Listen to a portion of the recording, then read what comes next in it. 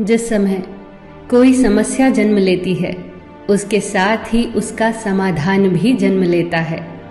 मुश्किल से मुश्किल हालात में भी दिन सिर्फ 24 घंटे का ही होता है। वक्त ठहरता कहाँ है, जैसा भी हो गुजर ही जाता है। अंधेरी से अंधेरी रात भी अपनी कोख में दिन का उजाला लिए होती है। जीवन कभी कभी ऐसे दौर से गुजरता है जैसे एक ट्रेन किसी सुरंग से गुजरती है, घुप अंधेरे से भरी सुरंग से।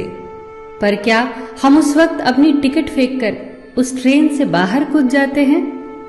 नहीं, क्योंकि हमें यकीन होता है कि ट्रेन का चालक हमें सुरक्षित रूप से उस सुरंग से बाहर ले जाएगा।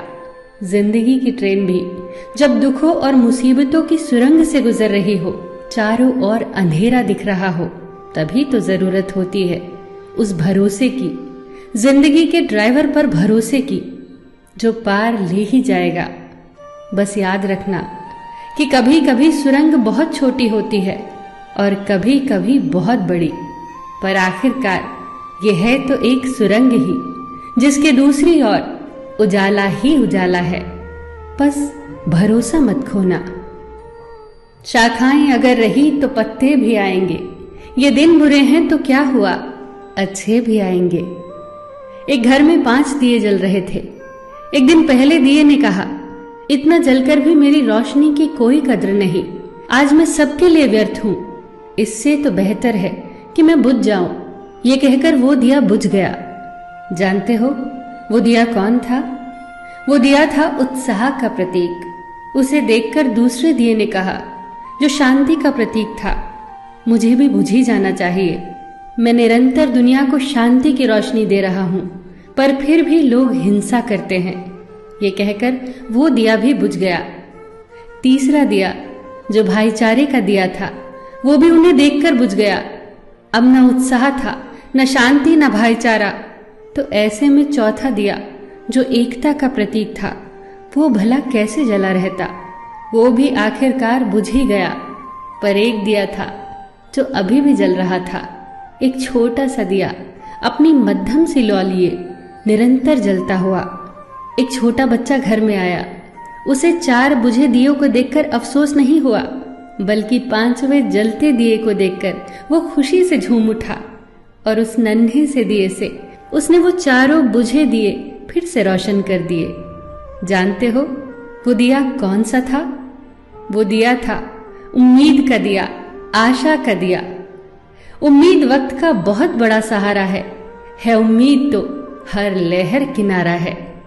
मुश्किल वक्त में अगर किसी चीज की बहुत जरूरत है तो वो है उम्मीद की, आशा की, सहयोग की, एक दूसरे के साथ मिलकर खड़े होने के एहसास की।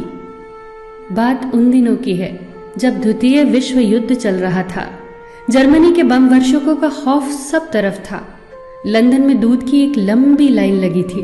दूध बांट रहे व्यक्ति ने कहा, केवल एक ही बोतल बाकी है, बचे हुए लोग कल आए।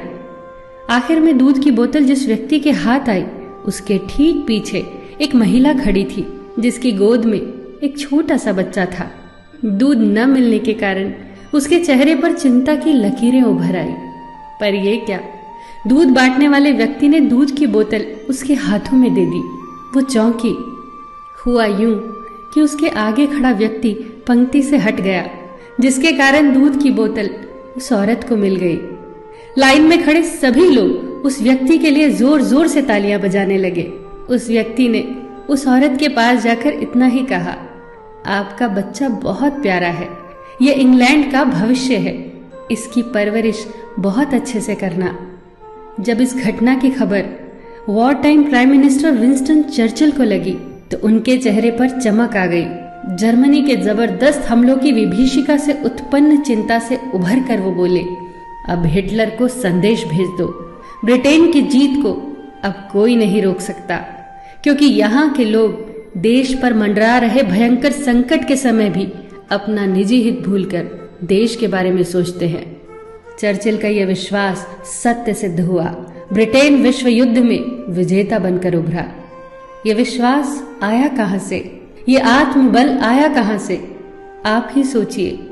बहुत फर्क पड़ता है हौसलों की उड़ान में, जब सब साथ हो एक दूसरे का सहयोग करते हुए। बहुत फर्क पड़ता है जब हम अपने हितों को छोड़कर सिर्फ देश के हितों के बारे में सोचते हैं। बहुत फर्क पड़ता है जब हम एक की ताकत को पहचान कर एक एक रेशा जुड़कर न टूटने वाली मजबूत रस्सी का निर्माण करते हैं। बहुत फर्क पड़ता है हर छोटी से छोटी सकारात्मक चीज से, बहुत फर्क पड़ता है। फिर मिलेंगे दोस्तों अगली वीडियो के साथ, तब तक